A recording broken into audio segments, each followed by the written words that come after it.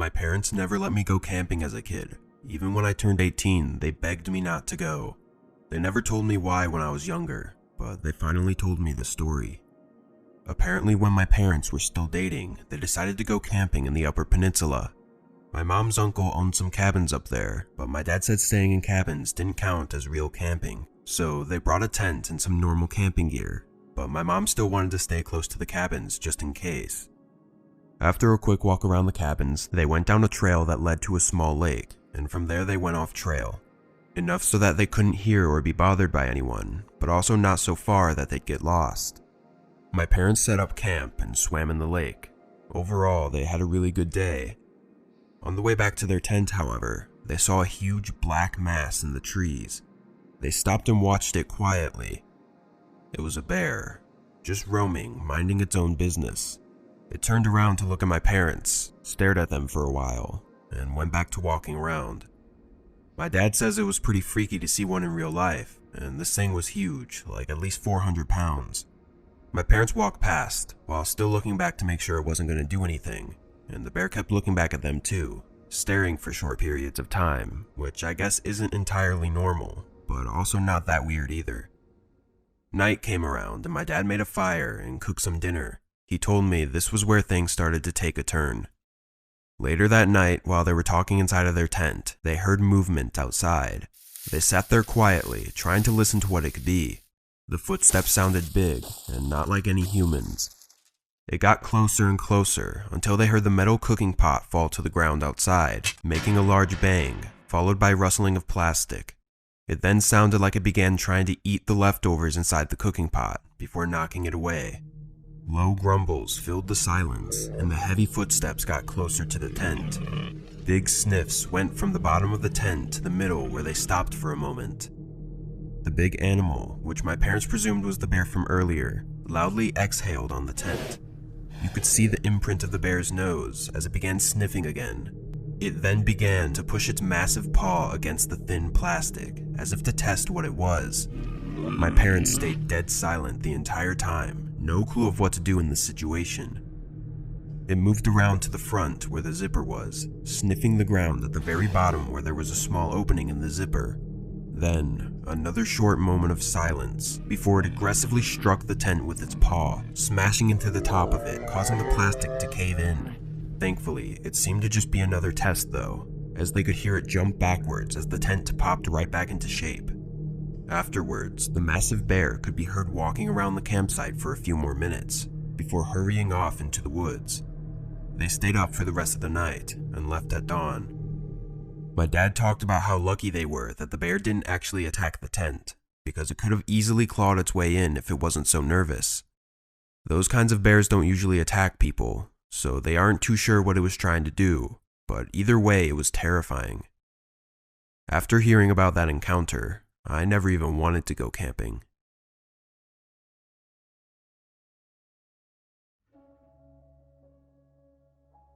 I grew up in a town located in a fairly rural section of our country, but during the time I was growing up, there were only a few pockets of woodland left due to fast urbanization, and those too were bordered by housing complexes.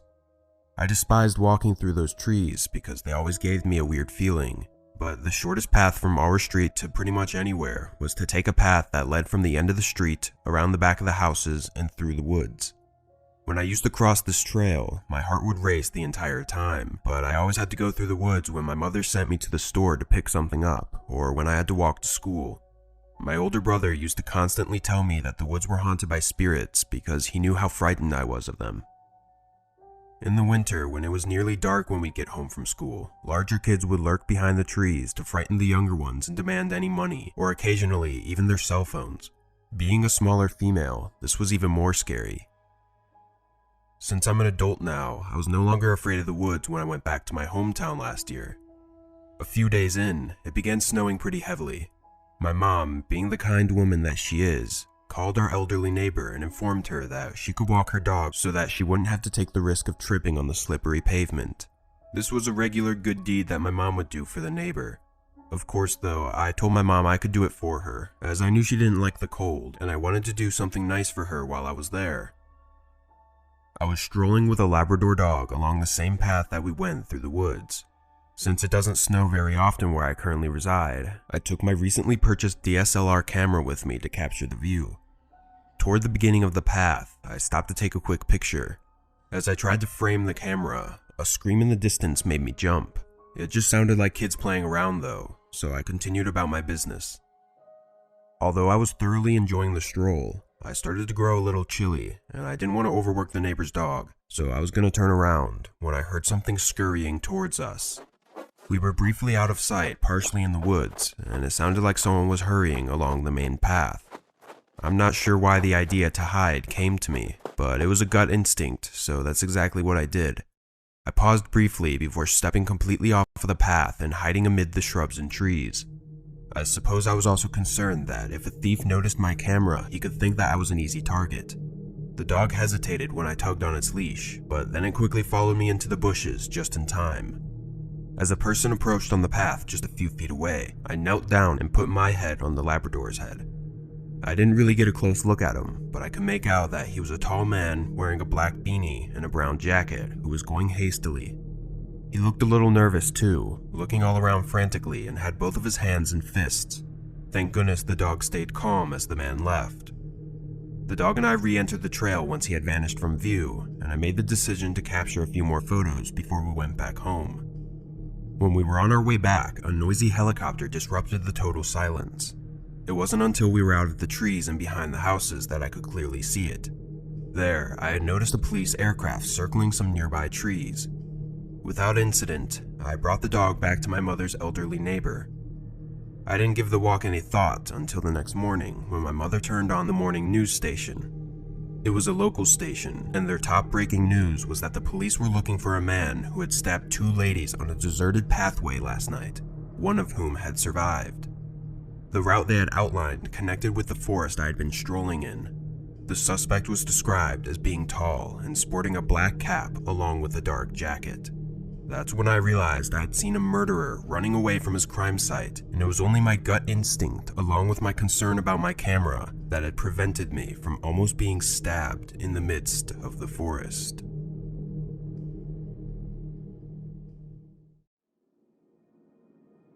I'm a 38-year-old male living in northern Canada.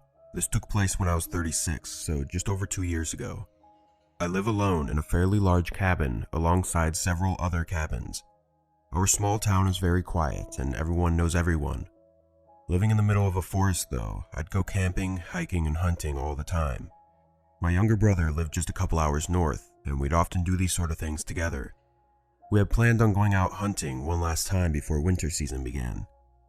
Whenever I'd go for long trips, I'd tell my neighbors so that they could watch my house and everything. So on Monday evening, I let them know that I was leaving, and the following morning I packed up my bag and drove further north. It was toward the end of fall, so obviously it was fairly cold, breezy, and snowy. I only planned on being away for a couple days though, as my brother and I just wanted to go hunting for a day or two. About halfway there, snow began falling. Not unusual in any way, but after a few more minutes down the road, the snow began to pick up. More and more piled on the small, narrow road. My car wasn't a piece of junk or anything, but also wasn't a huge snowplow type truck. It was just a regular few-year-old pickup truck that was reliable in all normal conditions. But I was about 20 minutes away when unfortunately the layer of snow slid under my tires, causing the truck to land on the side of the road in several inches of snow. It wasn't a very chaotic crash, but I knew pretty much right away that this wasn't going to be an easy hole to dig myself out of. Of course, I quickly tried a few times to simply drive the truck out, but it wasn't moving. The tires were spinning with no traction at all. So I put on my heavy jacket and hopped out to see what I could do. The road was slightly uphill, which made the situation even worse, not to mention that the snow was still pouring down. After a quick circle around my truck, I knew there was no way for me to get this out alone. I got back inside and weighed my options. I had no service, so calling my brother for help wouldn't work, but I sent a text anyway in hopes that it may somehow end up being sent. The only 2 options I really had were to either stay and hope that someone happens to drive by and help, or get out and walk to my brother's town, which would take about 2 to 3 hours. I knew this road was practically unused, and the chances of someone driving by and getting out to help were slim at best. The sun was still out, and I was worried that if I didn't do something soon, then I could be stuck in the middle of the vast empty forest during a freezing night. So I decided to walk. I grabbed my hunting rifle along with my pistol holstered to my waist and emptied my bag of everything that I didn't need for the walk. All I had to do was follow the road, so getting lost wasn't too much of a worry of mine, but getting stranded in the cold was. The snow on the road wasn't too thick yet, and after 30 minutes of walking, the fall began to lighten. The only thing I really thought about while walking was how ridiculous the situation was and how unlucky I had been. But this inconvenience soon took a darker turn. As I followed the road around a curve, I noticed a large tree had fallen over the road. As I got closer, I could tell that the stump of the tree was on the side of the road that I was walking on. Approaching it, I was shocked to see how clean the cut was. It had clearly been purposefully cut down with an axe or a saw. I immediately looked around nervously into the snowy forest around me. There had to be some malicious intent behind this. I was almost sure of it, but how malicious I didn't know. It could have just been some sick joke, forcing cars to turn around, or it could be an attempt to rob people, or even worse. I also didn't know if this was done recently or not. The road was barely used, but it surely would have been removed after a couple days. I chose to continue walking around it, almost jogging to put my distance between me and the possible trap, but I was too late. "Hey, hold up there." A man yelling from behind me asked me to wait. I turned, seeing what looked like two hunters standing right by the fallen tree. They had long rifles strapped to their shoulders and were waving their hands as if to get my attention. Being maybe 100 feet away, I stood in place, thinking of what to do. One of the men yelled again, asking for help moving the tree. At this point though, I was starting to add things up. Where were they when I was looking around? They had to have been hiding. Not to mention, I never passed a car, so why would they need help? I turned, picking up my pace and ignoring their calls. They continued shouting for a whole minute before their voices faded away through the falling snow. I eventually made it safely to my brother's house, and we went to the nearest police station to report the fallen tree and the strange hunters. An officer also came with us the following day to help retrieve my truck. Unfortunately, the windows had been shattered and my vehicle was completely looted of everything. After having these past years to think about the ordeal, I think I have a pretty good idea of what happened. The most obvious part is that those men had likely cut the tree down on the road so that they could rob or maybe even do worse to those who came down the isolated road. My guess is that they were probably hiding deep in the forest, listening for the sound of a car coming towards them, and that's when they would know to come out and make their move. That being said, I actually feel really lucky that I had gotten stuck on the side of the road and was forced to walk, because that had likely saved me from an even more terrifying and dangerous encounter.